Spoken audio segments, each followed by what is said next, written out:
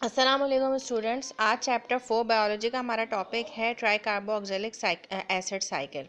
TCA cycle भी इसे कहा जाता है। TCA cycle is the series of chemical reactions used by all aerobic organisms to release stored energy। TCA cycle एक chemical reactions का ऐसा सीरीज है जो तमाम एरोबिक ऑर्गेनिजम्स में होता है, जहाँ एरोबिक रिस्पायरेशन होती है। यहाँ पे स्टोर्ड एनर्जी को रिलीज किया जाता है। किस तरह? ऑक्सीडेशन होती है एसिटाइल कोए की, जो कार्बोहाइड्रेट्स, फैट्स या प्रोटीन से बनता है और एटीपी में कन्वर्ट होता है। टीसीए साइकिल और tricarboxylic cycle is also known as Krebs cycle या सिट्रिक एसिड साइकिल। इसे सिट्रिक एसिड साइकिल या क्रेब्स साइकिल भी कहा जाता है। It is the second stage of cellular respiration. ये सेकेंड स्टेज है सेलुलर रेस्पायरेशन की, और ये माइटोकॉन्ड्रिया के मैट्रिक्स में होती है। All the enzymes involved in the citric acid cycle are soluble. तमाम एंजाइम जो यहाँ यूज होते हैं वो सोल्यूबल होते हैं। ये एक एरोबिक पाथवे है। क्यों? क्योंकि NADH जो है और FADH2 प्रोड्यूस जो बनते हैं यहाँ, वो अपने इलेक्ट्रॉन्स ट्रांसफर कर देते हैं नेक्स्ट पाथवे में, विच विल यूज जो ऑक्सीजन यूज करता है। ओके, इफ द जो ऑक्सीजन का यूज भी इसमें होता है। If the transfer of electron does not, अगर यहाँ पे ट्रांसफर ऑफ इलेक्ट्रॉन ना हो तो कोई ऑक्सीडेशन नहीं होगी। Very little ATP is produce during the process directly, और बहुत ही कम एटीपी जो है वो प्रोड्यूस्ड हो अगर प्रोसेस डायरेक्टली हो। अब हम इसके स्टेप्स देखते हैं टीसीए साइकिल के। कुछ इंपॉर्टेंट स्टेप्स हैं।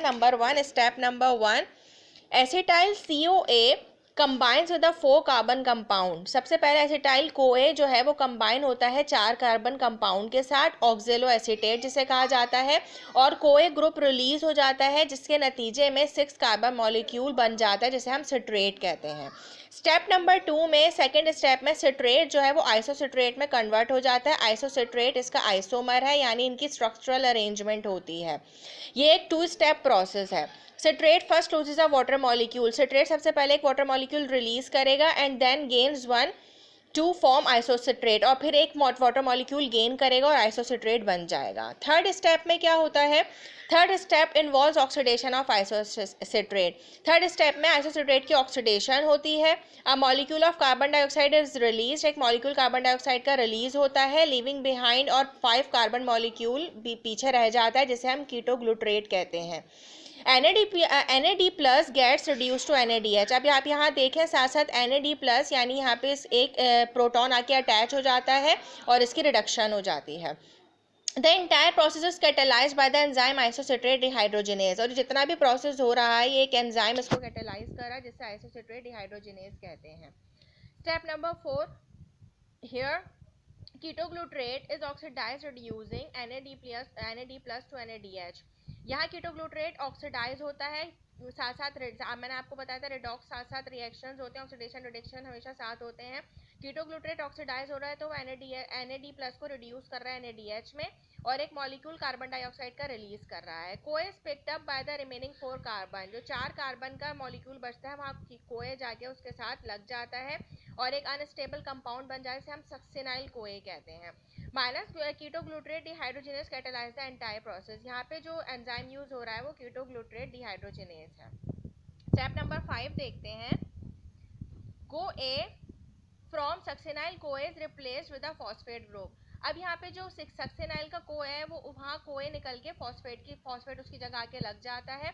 It is then transfer to ADP to make ATP। अब ये क्या होता है कि एक फॉस्फेट ट्रांसफर होता है ATP से और कन्वर्ट हो जाता है ATP में। Succinate a 4 carbon molecule is produced in this step. एक 4 कार्बन मॉलिक्यूल सक्सिनेट यहाँ बनता है। Step number 6, succinate is oxidise to fumarate. अब फिर सक्सिनेट की जो ऑक्सीडेशन होती है वो फ्यूमेरेट में कन्वर्ट हो जाता है।